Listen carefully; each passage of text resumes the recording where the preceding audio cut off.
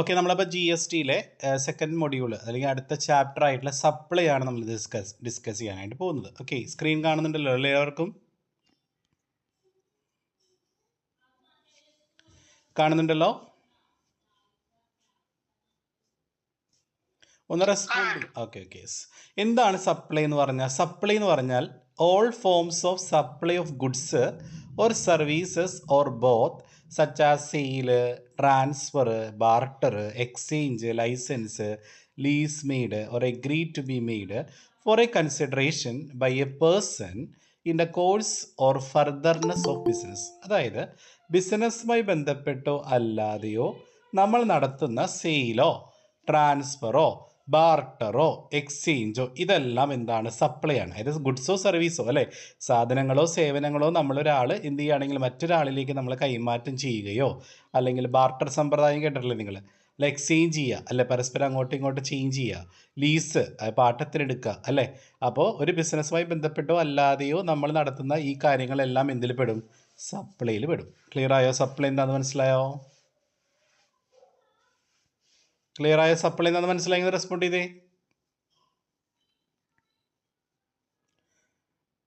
നിങ്ങളൊന്ന് റെസ്പോണ്ട് ചെയ്യൂ കേട്ടോ. അതായത് ഞാൻ പറയുന്ന കാര്യം നിങ്ങൾക്ക് കേൾക്കുന്നുണ്ടോ എന്ന് അറിയാൻ ഞാൻ റെസ്പോണ്ട് ചെയ്യാൻ പറയുന്നത്. കേൾക്കുന്നുണ്ടോ നിങ്ങൾക്ക്?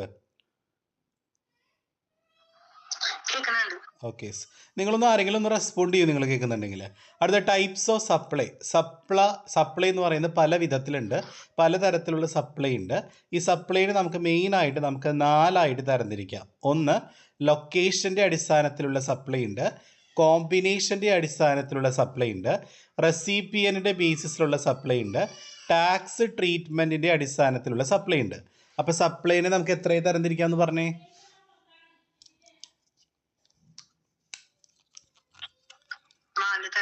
4 തരംതിരിക്കാം. On the basis of location, on the base of combination, on the base of recipient, on the base of tax treatment. ഈ ലൊക്കേഷൻ്റെ അടിസ്ഥാനത്തിൽ നമുക്ക് ആദ്യം ലൊക്കേഷൻ്റെ അടിസ്ഥാനത്തിൽ നമുക്ക് സപ്ലൈയിൽ എത്രത്തോളം ഉണ്ട് നമുക്ക് നോക്കാം. ഓൺ ദി ബേസിസ് ഓഫ് ലൊക്കേഷൻ്റെ ഒന്ന് മ്യൂട്ട് ചെയ്യൂ കേട്ടോ. ലൊക്കേഷൻ്റെ അടിസ്ഥാനത്തിൽ supplies can be classified into 3. അതായത് ലൊക്കേഷൻ എന്ന് പറഞ്ഞാൽ നമുക്കറിയാം സ്ഥലം അല്ലെ, പ്ലേസ്. അപ്പോൾ ലൊക്കേഷൻ്റെ അടിസ്ഥാനത്തിൽ നമുക്ക് സപ്ലൈനെ എത്രയും തരംതിരിക്കാം? 3 തരംതിരിക്കാം. അപ്പോൾ on the basis of location supplies can be classified into എത്രയാ? 3. ഏതൊക്കെയാ? ഇൻട്രാ സ്റ്റേറ്റ് സപ്ലൈ ഉണ്ട്, ടെറിട്ടോറിയൽ വാട്ടർ സപ്ലൈ ഉണ്ട്, ഇൻട്രസ്റ്റേറ്റ് സപ്ലൈ ഉണ്ട്. നമുക്കത് എന്താണെന്ന് നോക്കാം. ഇൻട്രാ സ്റ്റേറ്റും ഇൻട്രസ്റ്റേറ്റ് ഒക്കെ നിങ്ങൾ ഓൾറെഡി കഴിഞ്ഞ ചാപ്റ്ററിൽ പഠിച്ചതാണ്. എന്നാലും ഞാൻ പറയാം. ഇൻട്രാ സ്റ്റേറ്റ് എന്ന് പറഞ്ഞാൽ സെയിം സ്റ്റേറ്റ് അല്ലെങ്കിൽ സെയിം യൂണിയൻ ടെറിട്ടറി, അതായത് ഒരേ സംസ്ഥാനത്തിൽ നിന്നുകൊണ്ട് തന്നെ നമ്മൾ സാധനങ്ങൾ സപ്ലൈ ചെയ്യുവാണെങ്കിൽ അതിനെയാണ് ഇൻട്രാ സ്റ്റേറ്റ് സപ്ലൈ എന്ന് പറയുക. കണ്ടോ? It is a type of supply of goods or services where the location of the supplier, supply ചെയ്യുന്ന ആരുടെ ലൊക്കേഷനും and the place of supply, എവിടെ വെച്ചാണോ സാധനം സപ്ലൈ ചെയ്യുന്നത് അതും സെയിം സ്റ്റേറ്റിലാണെങ്കിൽ, ഒരേ സംസ്ഥാനത്ത് തന്നെയാണെങ്കിൽ. അതായത് ഒരു എക്സാമ്പിൾ പറയുകയാണെങ്കിൽ തൃശ്ശൂരുള്ള ഞാൻ എന്ത് ചെയ്യാണ്, മറ്റൊരാൾക്ക് ഞാൻ തൃശ്ശൂർ വെച്ചതിന് സാധനങ്ങൾ ഞാൻ വിൽക്കുകയാണ്. അപ്പോൾ അതാണ് ഇൻട്രാ സ്റ്റേറ്റ് സപ്ലൈ. അപ്പോൾ കേരളത്തിൽ തന്നെയാണ് രണ്ടും നടക്കണേ അല്ലേ. അതായത് സപ്ലൈ ചെയ്യുന്ന ഞാനും കേരളത്തിലുള്ള ആളാണ്, അതുപോലെ തന്നെ സപ്ലൈ നടക്കുന്നതും തൃശ്ശൂർ വെച്ചാണ്, കേരളത്തിൽ വെച്ച് തന്നെയാണ് അല്ലേ. അപ്പോൾ അങ്ങനെ വരികയാണെങ്കിൽ അതിനെയാണ് ഇൻട്രാ സ്റ്റേറ്റ് സപ്ലൈ എന്ന് പറയുക കേട്ടോ. അപ്പോൾ സെയിം സ്റ്റേറ്റോ സെയിം യൂണിയൻ ടെറിട്ടറിയോ ആയാൽ അത്തരം സപ്ലൈനെ നമുക്ക് എന്ത് വിളിക്കാം? ഇൻട്രാ സ്റ്റേറ്റ് സപ്ലൈ എന്ന് വിളിക്കാം. ക്ലിയർ ആയോ? Intra state.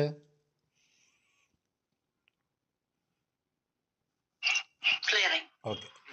അടുത്ത രണ്ടാമത്തെ ലൊക്കേഷൻ്റെ അടിസ്ഥാനത്തിലുള്ള രണ്ടാമത്തെ സപ്ലൈ ആണ് territorial water supply. Territorial waters എന്ന് കേട്ടിട്ടുണ്ടോ നിങ്ങൾ? കേട്ടിട്ടില്ല. Where the location of the supplier is in the territorial waters or where the place of supply is in the territorial water. അതായത് നമ്മുടെ ഇന്ത്യ ഉണ്ടല്ലോ, ഇന്ത്യയുടെ അടിഭാഗം, അതായത് കേരളം തമിഴ്നാടൊക്കെയുള്ള ഭാഗം ഉണ്ടല്ലോ, അതിന് ചുറ്റും എന്താ?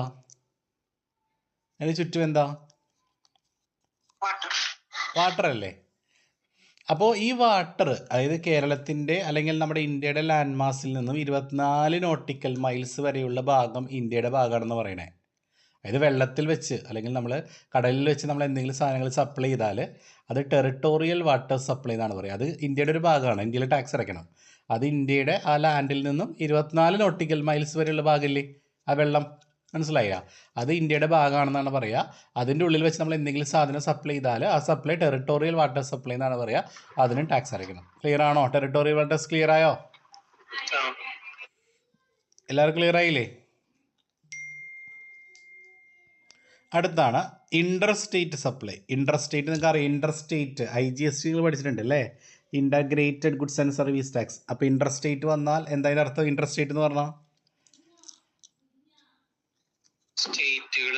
സ്റ്റേറ്റുകൾ തമ്മിൽ അല്ല. It is a supply of goods or services where the location of the supplier and the place of supply അല്ലേ? സപ്ലൈ ചെയ്യുന്ന ആളുടെ സ്ഥലവും അതുപോലെ തന്നെ സപ്ലൈ നടക്കുന്ന സ്ഥലവും എന്താണെങ്കിൽ ഡിഫറൻറ്റ് സ്റ്റേറ്റ് ആണെങ്കിൽ, രണ്ടും ഡിഫറൻറ്റ് സ്റ്റേറ്റ്, രണ്ട് സംസ്ഥാനത്താണെങ്കിൽ, അതായത് ഞാൻ എന്ത് ചെയ്തു, തൃശ്ശൂരുള്ള ഞാൻ എന്ന് പറയുന്ന ബിസിനസ്സുകാരൻ അവൻ പോയിട്ട് എന്ത് ചെയ്തു, കർണാടകയിൽ നിന്നൊരു സാധനം വാങ്ങി. അപ്പോൾ റെസിപ്പിയൻ്റ് ഞാനല്ലേ? ശരിയല്ലേ? റെസിപ്പിയൻ്റ് ഞാനല്ലേ? അപ്പം ഞാൻ എവിടെയുള്ളത്? ആ കേരളത്തിലുള്ള ആളാണ്. അപ്പം ഞാൻ എന്ത് ചെയ്യുന്നു, അവിടെ പോയിട്ടാണ് സാധനം മേടിക്കുന്നത് അല്ലേ? അപ്പം അങ്ങനെ രണ്ട് സ്റ്റേറ്റുകൾ തമ്മിൽ വന്നാൽ അതിനെ ഇൻ്റർ സ്റ്റേറ്റ് സപ്ലൈ എന്നാണ് പറയുക കേട്ടോ. അത് രണ്ട് സ്റ്റേറ്റ് മാത്രമല്ല, രണ്ട് യൂണിയൻ ടെറിട്ടറി വന്നാലും, ഒരു സ്റ്റേറ്റ് ഒരു യൂണിയൻ ടെറിട്ടറി വന്നാലൊക്കെ നമ്മൾ അതിന് ഇൻ്റർ സ്റ്റേറ്റ് സപ്ലൈ എന്നാണ് പറയുക. അപ്പോൾ ലൊക്കേഷൻ്റെ അടിസ്ഥാനത്തിൽ നമുക്ക് സപ്ലൈനെ എത്രയും തരംതിരിക്കാമെന്ന് പറഞ്ഞേ? ഏതൊക്കെയാ? ഇൻട്രാ എന്ന് പറഞ്ഞാൽ within the same state, territorial വാട്ടറിലുള്ള സപ്ലൈ. ഇന്റർ സ്റ്റേറ്റ് എന്ന് പറഞ്ഞാൽ ഓക്കെ. അടുത്ത കോമ്പിനേഷൻ്റെ അടിസ്ഥാനത്തിൽ നമുക്ക് സപ്ലൈനെ ഇതേപോലെ തന്നെ നമുക്ക് എത്ര തരംതിരിക്കാം? 3 ആയിട്ട് തന്നെ തരംതിരിക്കാം. നമ്മൾ ഓൾറെഡി നമ്മൾ മുമ്പ് പറഞ്ഞിട്ടുള്ളതാണ് കഴിഞ്ഞ ചാപ്റ്ററിൽ. കോമ്പോസിറ്റ് സപ്ലൈ ഓർമ്മയുണ്ടോ? കോമ്പോസിറ്റ് സപ്ലൈ എന്താന്ന് ആർക്കെങ്കിലും? ആർക്കും ഓർമ്മയില്ലേ? കോമ്പോസിറ്റ് സപ്ലൈ എന്ന് പറഞ്ഞാൽ എന്താ?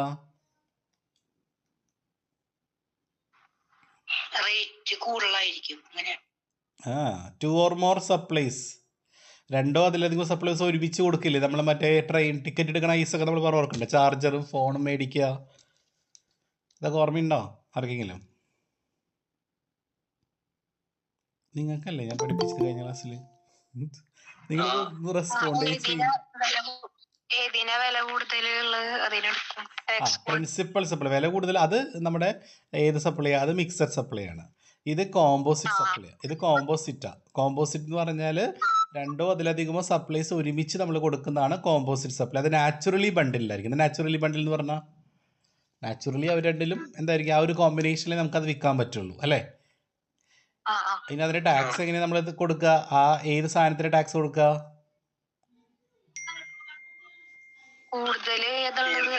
അല്ലല്ല, പ്രിൻസിപ്പൽ സപ്ലൈ. പ്രിൻസിപ്പൽ സപ്ലൈ എന്ന് പറഞ്ഞാൽ എന്താ? മൊബൈലാണെങ്കിൽ അതായത് മെയിൻ സപ്ലൈ ഏതാണോ അതിന്റെ ബേസിസിലാണ് നമ്മൾ ടാക്സ് അടയ്ക്കുക. അതാണ് കോമ്പോസിറ്റ് സപ്ലൈ കേട്ടോ. അപ്പോൾ കോമ്പോസിറ്റ് സപ്ലൈ എന്ന് പറഞ്ഞാൽ എന്താ? It means a supply made by a taxable person to a recipient consisting of 2 or more taxable supply അല്ലേ? അതായത് ഒരാൾ എന്ത് ചെയ്യുന്നു, റെസിപ്പിയന് രണ്ടോ അതിലധികമോ സപ്ലൈസ് ഒരുമിച്ച് കൊടുക്കുക അല്ലേ? അത് നാച്ചുറലി ബണ്ട്, രണ്ടും തമ്മിൽ നാച്ചുറലി ഒരു ബോണ്ട് ഉണ്ടായിരിക്കും അല്ലേ? അപ്പോൾ one of which is A principle, അതിൽ ഒരെണ്ണം എന്തായിരിക്കും? Principal supply, main supply. ഇപ്പോൾ ചാർജറും ഫോണും മേടിക്കുകയാണ്. അപ്പോൾ ഫോൺ വാങ്ങുമ്പോൾ നമുക്ക് അതിനോട് ചാർജർ കിട്ടും. അപ്പോൾ അതിൻ്റെ മെയിൻ സപ്ലൈ ഏതാ? ഫോണാണ് ചാർജറാണോ? ഏതാവിടുത്തെ മെയിൻ? ഫോണാണ്. അപ്പോൾ ഫോണിൻ്റെ ടാക്സ് റേറ്റ് എത്രയാണോ അതിനാണ് നമ്മൾ ടാക്സ് കൊടുക്കേണ്ടത്. ഫോണിൻ്റെ ടാക്സ് റേറ്റ് 18% ആണെങ്കിൽ 18% ടാക്സ് ആണ്, ചാർജറിൻ്റെ അല്ല. മനസ്സിലായോ? അപ്പോൾ tax liability will be the tax on the principal supply. അടുത്ത മിക്സഡ് സപ്ലൈ. മിക്സഡ് സപ്ലൈ ഓർമ്മയുണ്ടോ നിങ്ങൾക്ക്? ബേബി കിറ്റ്, അതെങ്ങനെയാന്ന് പറഞ്ഞേ? അത് നാച്ചുറലി ബണ്ടിൽഡ് ആണോ? ടാക്സ് റേറ്റ് ആയിരിക്കും ചാർജ് ചെയ്യുക. അപ്പോൾ tax liability will be the tax on the highest rate of tax അല്ലേ? അതായത് അതൊരുമിച്ച് നമ്മൾ ഒരുമിച്ചൊരു കോമ്പിനേഷനിൽ കൊടുക്കുന്നതാണ്. പക്ഷെ അത് നാച്ചുറലി ബണ്ടിലല്ല, സെപ്പറേറ്റ് ആയിട്ട് നമുക്ക് വേണമെങ്കിൽ വിൽക്കാം അല്ലേ? അപ്പോൾ അതാണ് മിക്സഡ് സപ്ലൈ. ടാക്സ് എങ്ങനെ അടയ്ക്കേണ്ടത്? ആ ഹയസ്റ്റ് റേറ്റ് ഓഫ് ടാക്സ്. ഇനി കണ്ടിന്യൂസ് സപ്ലൈ ഓർമ്മയുണ്ടോ? തുടർച്ചയായിട്ട് നമ്മൾ എന്ത് ഒരു സാധനം നമ്മൾ ഇപ്പോൾ വയറ് കേബിളൊക്കെ നമ്മൾ ഇലക്ട്രിക്കൽ ഷോപ്പിലേക്ക് നമ്മൾ ഓരോ ആഴ്ചയിലും വയറോ കേബിളൊക്കെ നമ്മൾ കണ്ടിന്യൂസ്ലി സപ്ലൈ ചെയ്യുന്നുണ്ടെങ്കിൽ അതാണ് കണ്ടിന്യൂസ് സപ്ലൈ. അത് ഗുഡ്സ് ആണെങ്കിൽ continuous supply of goods, service ആണെങ്കിൽ continuous supply of services. Okay അല്ലേ? അപ്പോൾ എല്ലാവർക്കും കോമ്പിനേഷൻ്റെ ബേസിസിലുള്ള സപ്ലൈ ക്ലിയർ ആയോ? 3 കോമ്പോസിറ്റ്, മിക്സഡ്, കണ്ടിന്യൂസ്. ക്ലിയർ ആണെങ്കിൽ റെസ്പോണ്ട് ചെയ്തേ. ഓക്കെ. അടുത്ത ബേസ്ഡ് ഓൺ റെസിപ്പിയൻറ്റ്. റെസിപ്പിയൻ എന്ന് പറഞ്ഞാൽ ആരാ? റിസീവ് ചെയ്യുന്ന ആൾ കേട്ടോ, സാധനം വാങ്ങുന്ന ആൾ. അപ്പോൾ റെസിപ്പിയൻറ്റിൻ്റെ അടിസ്ഥാനത്തിൽ നമുക്ക് സപ്ലൈനെ വീണ്ടും നമുക്ക് തരംതിരിക്കാം. ഏതൊക്കെയാണ്? ഇൻവേർഡ് സപ്ലൈ ഉണ്ട്, ഔട്ട്വേർഡ് സപ്ലൈ ഉണ്ട്. എന്താ ഇൻവേർഡ് എന്ന് പറഞ്ഞാൽ നമുക്ക് നോക്കാം. It means receipt of goods or service or both whether by purchase, acquisition or any other means with or without consideration. അതായത് പൈസ കൊടുത്തു, കൺസിഡറേഷൻ പറഞ്ഞാൽ മണി എന്നാണ്. അതായത് മണി കൊടുത്തു, പണം കൊടുത്തോ അല്ലാതെയോ നമ്മൾ എന്തെങ്കിലും ഗുഡ്സോ സർവീസസോ വാങ്ങുകയോ പർച്ചേസ് ചെയ്യുകയോ അക്വയർ ചെയ്യുകയോ നേടുകയോ അല്ലേ, അതിനെയാണ് നമ്മൾ ഇൻവേർഡ് സപ്ലൈ എന്ന് പറയുക. മനസ്സിലായോ? അപ്പോൾ ഒരു റെസിപ്പിയൻ്റ് ഗുഡ്സ് വാങ്ങുന്ന ആൾ എന്ത് ചെയ്യുക? പൈസ കൊടുത്തോ അല്ലാതെയോ സാധനങ്ങൾ പർച്ചേസ് ചെയ്യുകയോ അക്വയർ ചെയ്യുകയോ ചെയ്താൽ അതിനെ ഇൻവേർഡ് സപ്ലൈ എന്നാണ് പറയുക. അപ്പോൾ എന്താ ഔട്ട്വേർഡ് സപ്ലൈ എന്ന് പറഞ്ഞാൽ? ഒരാളെന്ത് ചെയ്യുക? വിൽക്കുക. മനസ്സിലായോ? വാങ്ങുകയാണെങ്കിൽ അത് ഇൻവേർഡ് സപ്ലൈ, വിൽക്കുകയാണെങ്കിൽ സെയിലോ ട്രാൻസ്ഫറോ ബാർട്ടറോ എക്സ്ചേഞ്ചോ ഇതൊക്കെ വന്നാൽ എന്താ? അത് ഔട്ട്വേർഡ് സപ്ലൈ ആണ്. അപ്പോൾ inward supply outward supply clear ആയോ? അപ്പോൾ റിസീവ് ചെയ്യുന്ന ആൾ അല്ലേ, വാങ്ങുന്ന ആൾ അല്ലെങ്കിൽ ആ ആൾ എന്തെങ്കിലും സാധനങ്ങൾ വാങ്ങിക്കഴിഞ്ഞാൽ അത് ഇൻവേർഡ് സപ്ലൈ. അയാൾ സാധനങ്ങൾ വിറ്റാൽ എന്താ? അത് ഔട്ട്വേർഡ് സപ്ലൈ. അടുത്തത് ടാക്സ് ട്രീറ്റ്മെൻറ്റ്. ടാക്സ് ട്രീറ്റ്മെൻറ്റിൻ്റെ അടിസ്ഥാനത്തിൽ നമുക്ക് സപ്ലൈനെ എക്സംപ്റ്റ് സപ്ലൈ എന്നും സീറോ റേറ്റഡ് സപ്ലൈ എന്നും നോൺ ടാക്സബിൾ സപ്ലൈ എന്നും ടാക്സബിൾ സപ്ലൈ എന്നും പറയാം. എന്താ എക്സംപ്റ്റ് എന്ന് പറഞ്ഞാൽ? എന്താ എക്സംപ്റ്റ് എന്ന് അർത്ഥം? എന്താ എക്സംപ്റ്റ്? ഒഴിവാക്കും. നിൽ റേറ്റ് ഓഫ് ടാക്സ്. അവിടെ ടാക്സ് അടയ്ക്കണ്ട അല്ലേ? അപ്പോൾ ഈ GSTയിൽ നിന്നും ടാക്സ് അടയ്ക്കാത്ത എന്തെങ്കിലും സാധനങ്ങളും സേവനങ്ങളും സപ്ലൈ ചെയ്താൽ അത് എക്സംപ്റ്റ് സപ്ലൈ ആണ്. മനസ്സിലായോ? ഇപ്പോൾ ചില വെജിറ്റബിൾസ് അല്ലേ, അങ്ങനെയുള്ള സാധനങ്ങളൊക്കെ നമ്മൾ സാധനങ്ങൾ സപ്ലൈ ചെയ്യുമ്പോൾ നമ്മൾ ടാക്സ് അടയ്ക്കാറുണ്ടോ? GST അടയ്ക്കാറുണ്ടോ? ഉണ്ടോ? പറയ്. ഇല്ല. അപ്പം അങ്ങനെ ടാക്സ് അടയ്ക്കണ്ട, GST അടയ്ക്കണ്ട എന്ന് പറഞ്ഞ ചില സാധനങ്ങളുണ്ട്, അത്ര അത്യാവശ്യമായ നെസസറി ഗുഡ്സുകൾ. അപ്പോൾ അങ്ങനെ എന്തെങ്കിലും സാധനങ്ങൾ അങ്ങനത്തെ സാധനങ്ങൾ നമ്മൾ സപ്ലൈ ചെയ്യുകയാണെങ്കിൽ അത് എക്സംപ്റ്റ് സപ്ലൈ എന്നാണ് പറയുക. ഇനി സീറോ റേറ്റഡ് എന്ന് പറഞ്ഞാൽ എന്താ അറിയോ? സീറോ റേറ്റഡ് എന്ന് പറഞ്ഞാൽ ആ ഒരു ഏരിയയിൽ നമ്മൾ സാധനങ്ങൾ സപ്ലൈ ചെയ്യുമ്പോൾ GST ഇല്ല, അവിടെ 0% GST ആണ്. അതായത് സ്പെഷ്യൽ എക്കണോമിക് സോൺ എന്ന് കേട്ടിട്ടുണ്ടോ നിങ്ങൾ? അതായത് സാമ്പത്തികപരമായിട്ട് വെറുതെ പിന്നാക്കം നിൽക്കുന്ന ഒരു ഏരിയ ഉണ്ട്. മനസ്സിലായോ? അവിടെ എറണാകുളത്തുണ്ട് അങ്ങനെ ഒരു സ്ഥലം. അറിയാമോ നിങ്ങൾക്ക് ആർക്കെങ്കിലും? ആ ഏരിയയിൽ നമ്മൾ എന്ത് സാധനം സപ്ലൈ ചെയ്താലും അവിടെ GST ഉണ്ടാവുമോ? GST എത്ര % ആയിരിക്കും? 0%. അപ്പം അങ്ങനെ സീറോ റേറ്റഡിലുള്ള സാധനങ്ങൾ, സീറോ റേറ്റ് ഓഫ് ടാക്സ് ഉള്ള സാധനങ്ങൾ സപ്ലൈ ചെയ്യുമ്പോൾ അതിനെയാണ് സീറോ റേറ്റഡ് സപ്ലൈ എന്ന് പറയുക.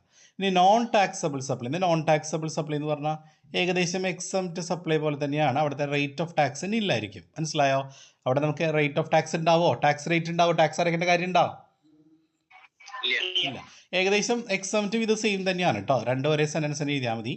ഇനി ടാക്സബിൾ സപ്ലൈ എന്ന് പറഞ്ഞാൽ എന്താ?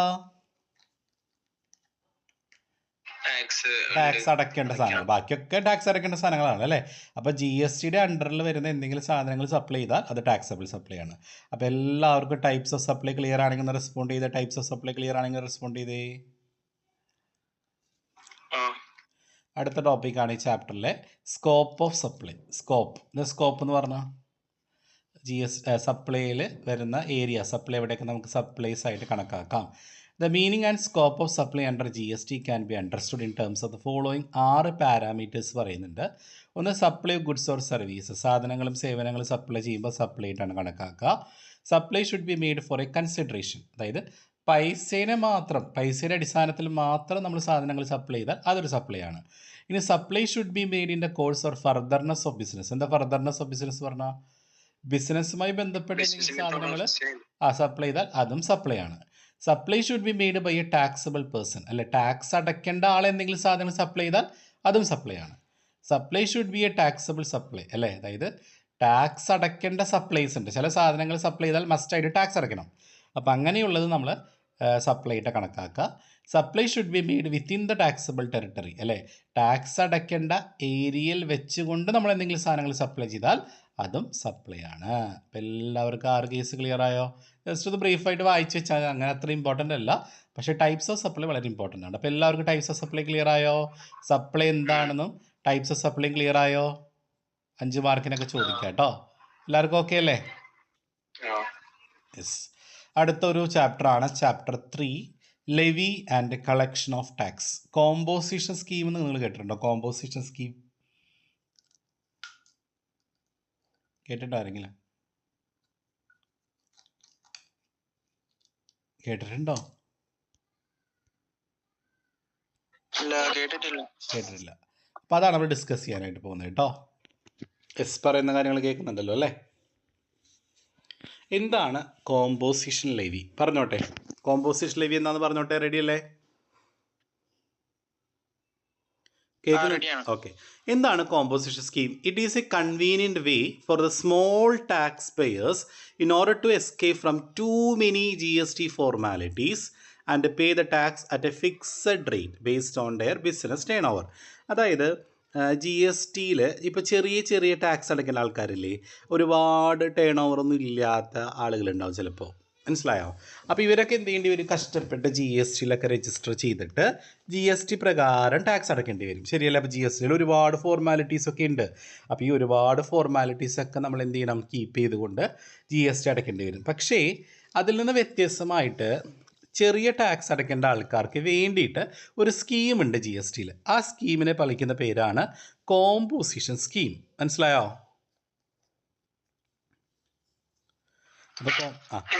അപ്പോൾ കോമ്പോസിഷൻ സ്കീം എന്ന് പറഞ്ഞാൽ എന്താ?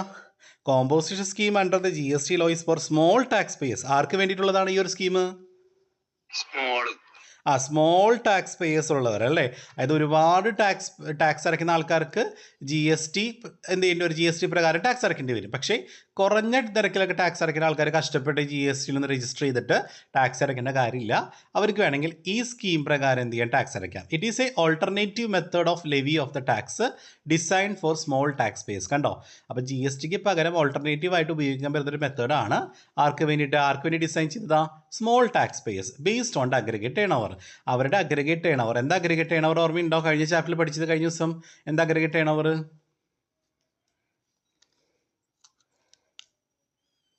എന്താ അഗ്രിഗേറ്റ് ടേൺ ഓവർ? ആരെങ്കിലും ഒന്ന് പറഞ്ഞേ. ടോട്ടൽ അയാളുടെ പേരിൽ എത്രത്തോളം സാധനങ്ങൾ സപ്ലൈ ചെയ്തിട്ടുണ്ട്. അത് എക്സംപ്റ്റ് സപ്ലൈ ആവാം, ടാക്സബിൾ സപ്ലൈ, എല്ലാ സപ്ലൈയും പെടാം അല്ലേ. അപ്പോൾ അങ്ങനെ അയാളുടെ അഗ്രിഗേറ്റ് ടേൺ ഓവറിൻ്റെ അടിസ്ഥാനത്തിൽ വേണം എന്ത് ചെയ്യാനായിട്ട്? ടാക്സ് അടയ്ക്കാം, സ്മോൾ ടാക്സ് പേയർ കേട്ടോ.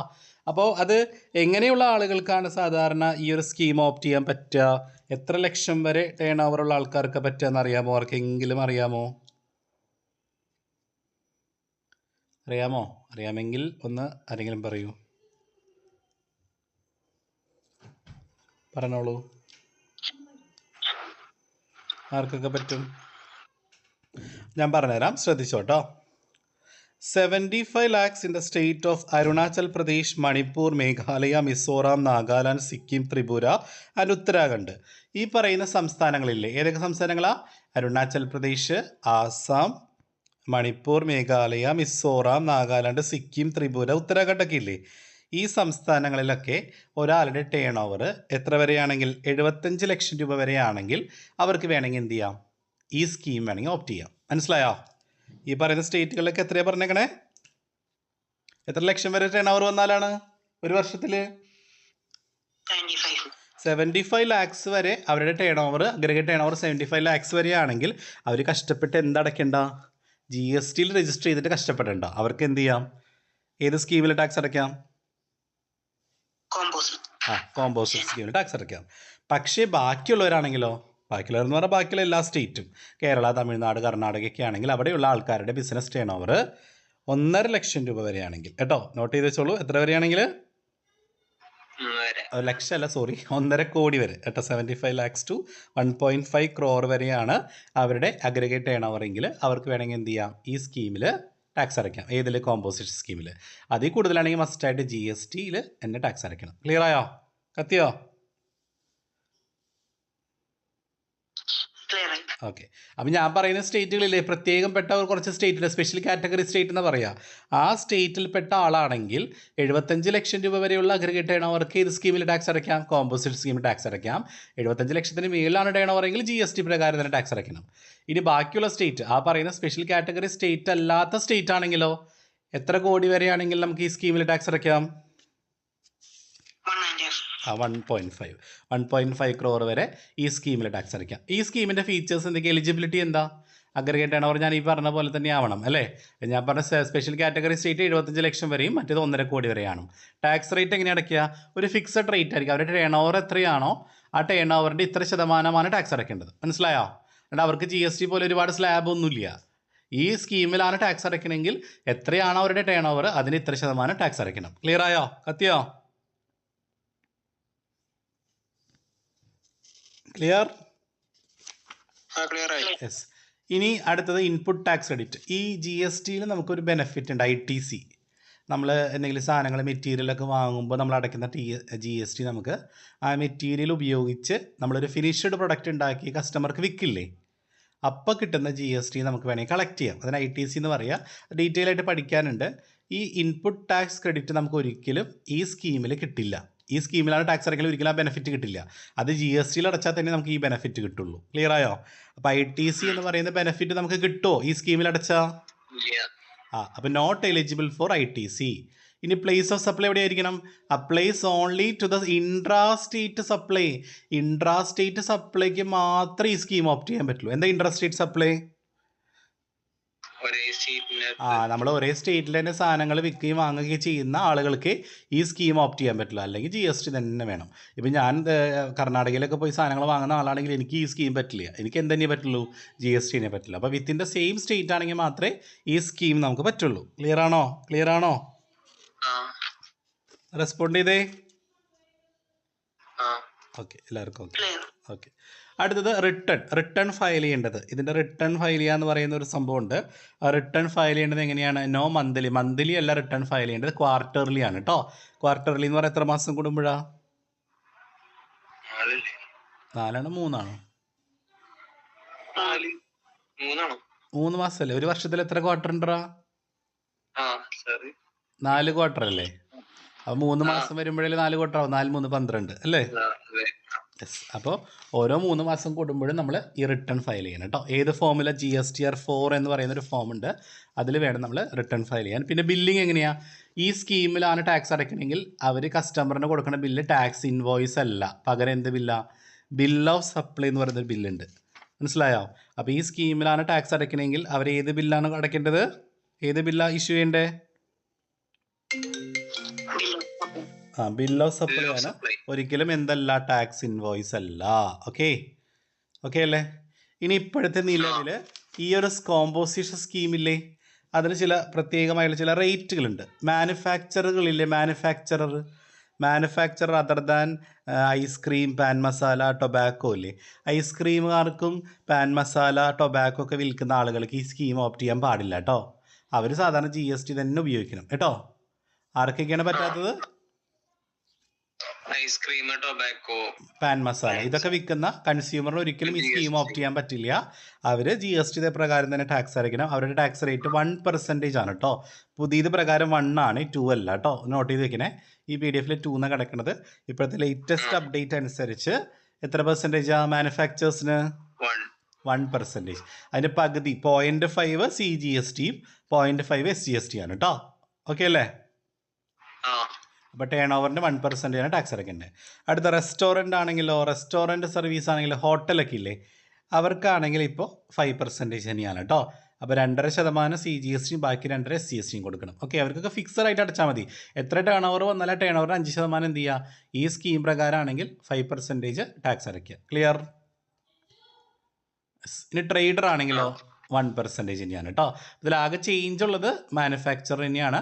അപ്പോൾ ട്രേഡറിന് 1% ആണ്, 0.5 CGSTയും 0.5 SGST. ഓക്കെ. ഇനി സ്കീം ഓപ്റ്റ് ചെയ്യാൻ പറ്റാത്ത ആർക്കൊക്കെയാണ്? ആർക്ക് ഈ സ്കീം ഈ താഴെ പറയുന്ന ആൾക്കാർക്ക് പറ്റില്ലേ? കാഷ്വൽ ടാക്സിബിൾ പേഴ്സൺ ഇല്ലേ? ആരാ കാഷ്വൽ ടാക്സിബിൾ പേഴ്സൺ? വല്ലപ്പോഴും ഒക്കേഷണലി ബിസിനസ് ചെയ്യുന്ന ആൾക്കാർ അല്ലേ? ഓർമ്മയുണ്ടോ നമ്മൾ പറഞ്ഞ കഴിഞ്ഞ ദിവസം? പതുപ്പൊക്കെ വിൽക്കാൻ വരുന്ന ആൾക്കാർ കാര്യം പറയുമല്ലോ, ക്യാഷാ. അങ്ങനെയുള്ള ആൾക്കാർക്ക് ഇത് പറ്റില്ല. അതുപോലെ അഗ്രിഗേറ്റ് ടേൺ ഓവർ നേരത്തെ പറഞ്ഞ പോലെ ക്രോസ് ദ ലിമിറ്റ് അല്ലേ. സ്പെഷ്യൽ കാറ്റഗറി സ്റ്റേറ്റ് ആണെങ്കിൽ 75 ലക്ഷത്തിനും കൂടുതൽ ടേൺ ഓവർ വന്നാൽ അവർക്ക് പറ്റുമോ?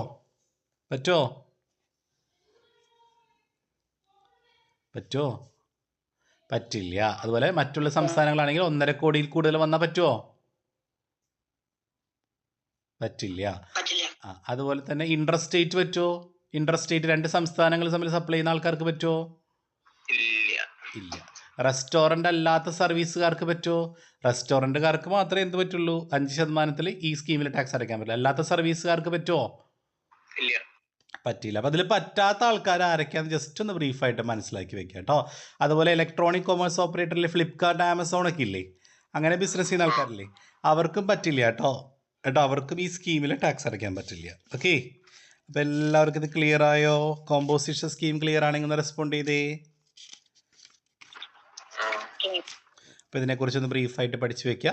ഇതും 9ാമത്തെ ചാപ്റ്ററിലുള്ളത് തന്നെയാണ് കേട്ടോ. അതായത് നമ്മുടെ നാരായണൻകുട്ടി സാറിൻ്റെ ടെക്സ്റ്റ് പ്രകാരം 9ാമത്തെ ചാപ്റ്ററിലെ ടോപ്പിക് തന്നെയാണ് ഇത് കേട്ടോ. Levy and collection of tax. Okay, അപ്പോൾ നമ്മുടെ 3 ചാപ്റ്റേഴ്സാണ് ഇപ്പോൾ ടാക്സിൻ്റെ കഴിഞ്ഞിട്ടുള്ളത് കേട്ടോ. അപ്പോൾ എല്ലാവർക്കും ഇതുവരെ ക്ലിയർ അല്ലേ?